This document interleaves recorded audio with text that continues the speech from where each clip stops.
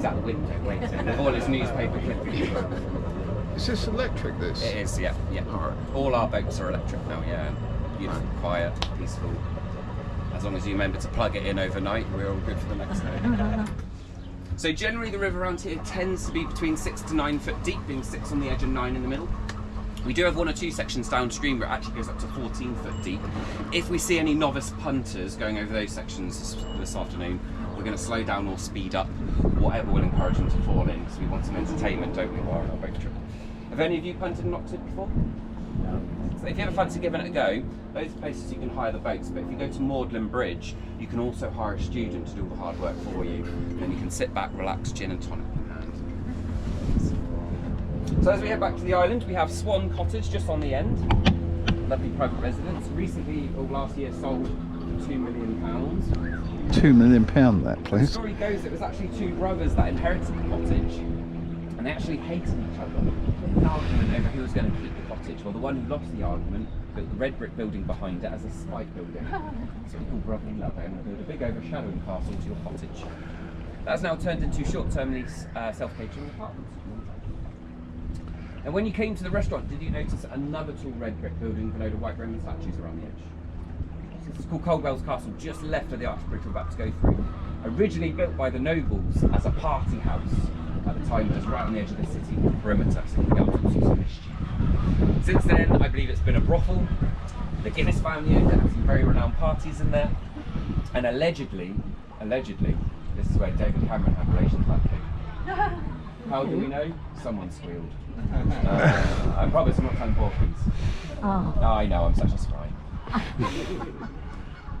Now just to the right, before we pass it down the channel here, that's some of the original Norman Bridge. You can see the lovely brickwork and the original sized tunnels, and you can see why they had to rebuild it in the first place. In its day, generally we only had working punts in Oxford, and at the time there's about 1,000 working punts in England.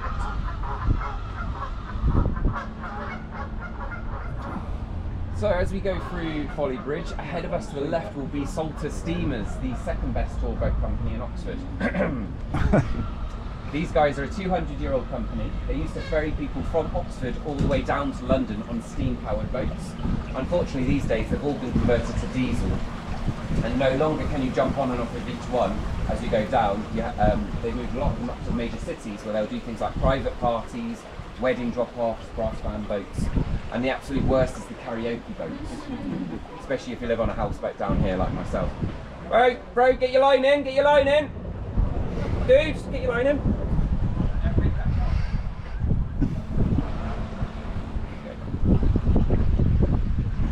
Great, and they're all turning.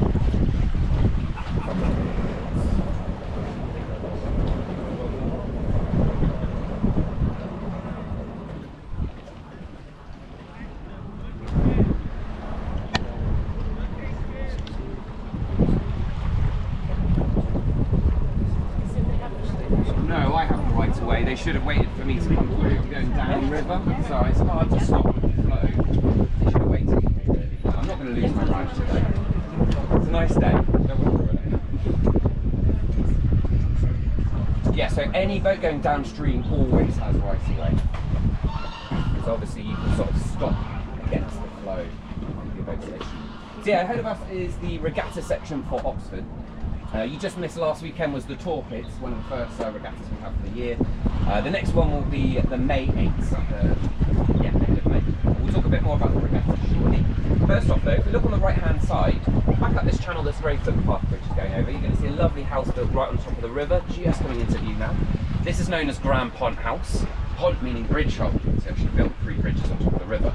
This was the original Hatter's house that the Mad Hatter was based off of in Alice in Wonderland. So the real Alice went there for tea parties, and it was the maitre d' of the house, which was the character from Queen of Hearts. I'm guessing she ran a very strict house. At least had a convenient place to dump all those headless bodies. You know why they were called the Mad Hatters? Because they used mercury in hat making. Arsenic, and they used to lick the irons until it was hot enough. Oh, was that it? Right, yeah.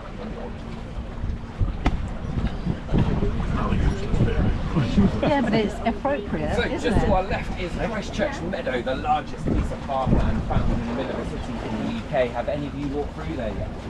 Yeah. Some of you haven't. If you haven't been on the way back, there's actually a really easy way to access it just behind the pub. I'll give you some walking routes and it's definitely worth it. Now the original purpose for the meadow was when the students first turned up to study, one thing they were told they could bring with them was their own cow. They had it for their breakfast. This is obviously before the days of Tesco. I have been told that some of the older colleges, the students still hold the right to bring a cow with them. I haven't seen it, but I'd love to see that. So all their luggage and a cow on tow as well. But these days with the meadow, during the spring, later in the spring, they'll put some English longhorns in there just to praise them in this vision. And actually, if we look across the meadow, you can see a Stanford Tower. This is the Magdalen College Tower. We have many old traditions in Oxford. This one's my favourite, where on the 30th of April, most of our bars will stay open all night, where a lot of students are going to get very wobbly. If they can make it all the way to 5 AM, they'll all stagger just below the tower on High Street, where there'll be a choir on top. They will perform for 20 minutes as the sun rises for May the 1st. It was then tradition the students would jump off the bridge into the Cherwell Valley River, although we had a drought one year. Yeah, this education doesn't by common sense. Great event though, yeah, 5,000 plus people along the High Street.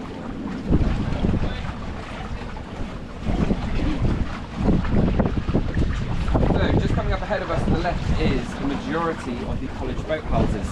At the very far end is Christchurch Boathouse, built in the 1920s, and then coming all the way to the Brombrick one here, built in the 1960s. You can see the 40 years of architecture. Between them, they have £1 million worth of equipment shared across the ground floor. As we're going past, you'll notice the coat of arms symbolising which college is based in the section. And then generally the top floor contains gym equipment and bars. This often means from this angle, all the students in the back, the students in the back in the rowing machines. What you can't see is all the So I'm guessing you've all heard of the Oxford-Cambridge protest held in London. We won't talk about who won for the last 4 years. But in Oxford and in Cambridge, they have their own boat race between the colleges, which is known as the bumps. So Oxford University is made up of 36 colleges. Only 32 of them take part in the regatta. But still, 32 colleges aren't going to sit side by side, so after doing time trials, they get positions one after the other, with the same gap in between each boat. The idea is they chase the boat ahead of them, if they can bump the back of them before they hit the finishing line, not only have they won their level race, but they can get to. This is often easier slip and down because it can cause some very severe collisions, which makes it very exciting and definitely worth watching. And then they'll hit the green.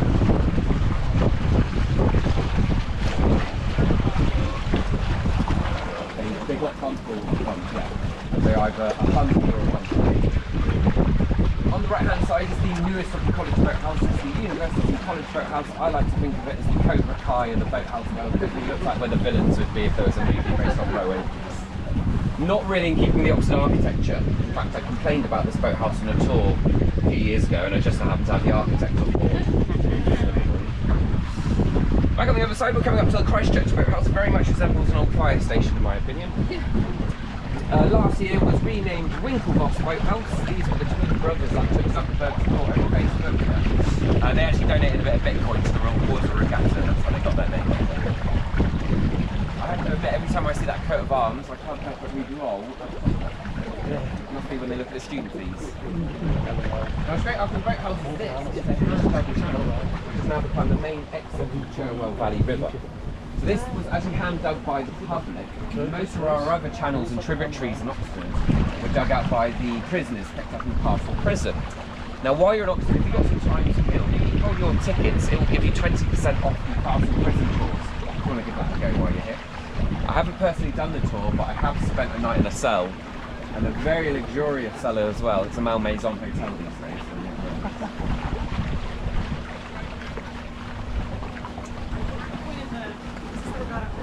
Yes, this bit, for the Oxford ones. So the finishing line was back, yeah, I'll point it out on the way back, it's kind of hidden. Right, we're now arrived at Ifley Lock.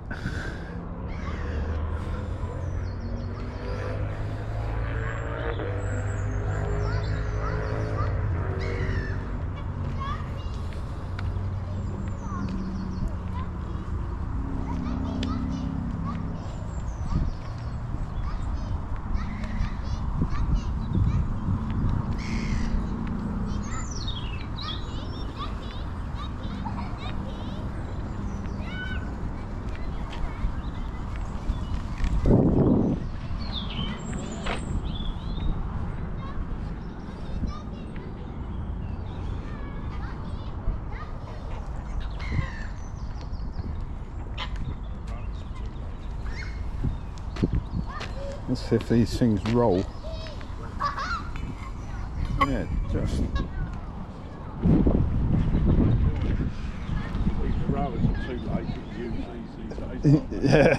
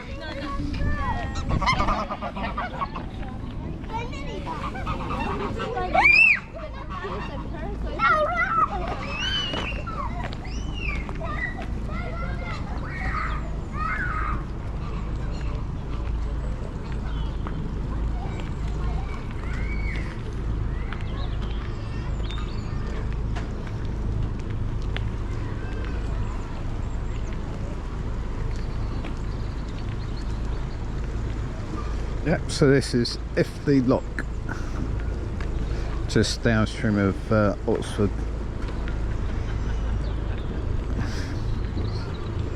That's a Freeman boat.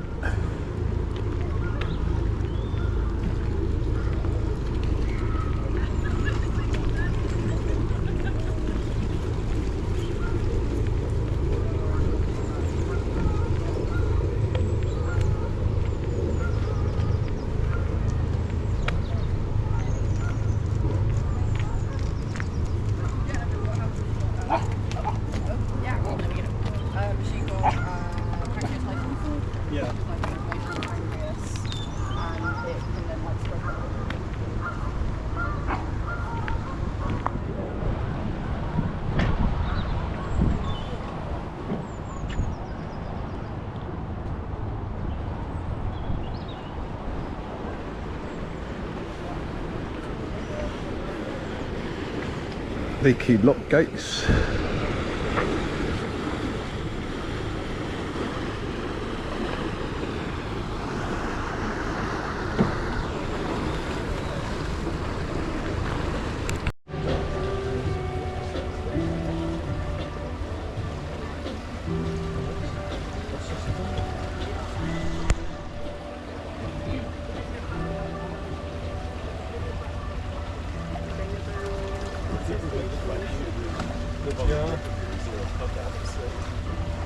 Yeah, unfortunately, yeah. So, yeah, most of these boats have cassette toilets.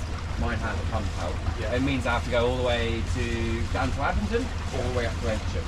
So it's a bit of a journey, but it just means that I actually get to take my boat out. Yeah. And I've got a reason to do it. I prefer going upstream when I can. Yeah, gorgeous boat.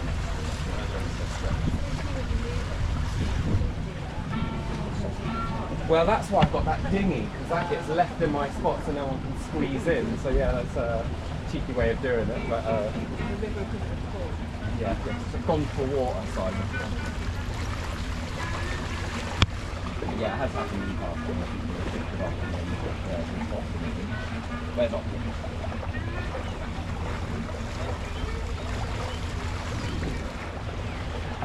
What's the name of this guy who does the wood carving? Oh, JJ. JJ. Yeah, he's got a couple of lovely tables. He's got this beautiful white oak, solid white oak table. Looks a bit basic, but he's carved a massive heart on the top of it, and he's going to carve some stuff out of the legs as well. Yeah. You can actually see it just on the mixing when you go past. Actually, his boat, which is this blue bottom one, that hull picked up troops from Dunkirk. Yeah? Yeah. This blue bottom boat one here, yeah. Which one? There's two. The blue bottom. Light Oh, sorry, the blue bottom one. Oh, right. Yeah, the like Thomas the Tank Engine blue. Yeah, that table next to him, he's carving a nice big heart. Right. Yes.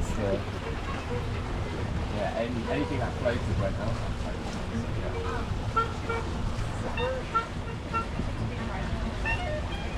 Yeah, so it's opposite to cars, but generally I'll stay in the middle for the rowers. Yeah. It's worldwide for the boating, so yeah, it's all to do with navigational lights.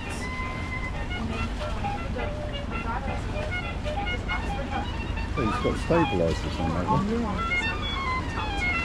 So all the colleges will have their team, and they'll have male, female. I think they might even do a mixed one as well. I have been so tempted to stick a disco ball up in his hands, but it might cause you row back into the sun. Through the trees ahead is the head of the river, named after the lead boat for the regatta. If your boat takes the front position, you'll know this part of the river. Now, if you guys have enjoyed your boat trip today and you fancy messing about on boats again, coming up generally during the summertime, Salters do self-pilot hire boats, which you're going to see one of them at least just outside the club. The white boot. No licence needed, limited instruction given, and if you are doing a lot of drinking while on board, please buy yourself a silly sailor hat.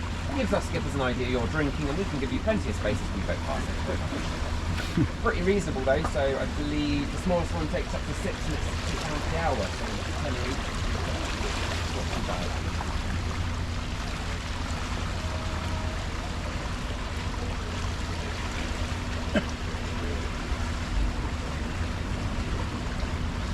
So yeah, finally, as we come around, look on the right-hand side, just past these hedges, you're going to see a little blue and white footpath bridge just coming into view behind the pub. This is what you can use to access Christchurch Meadow from this end.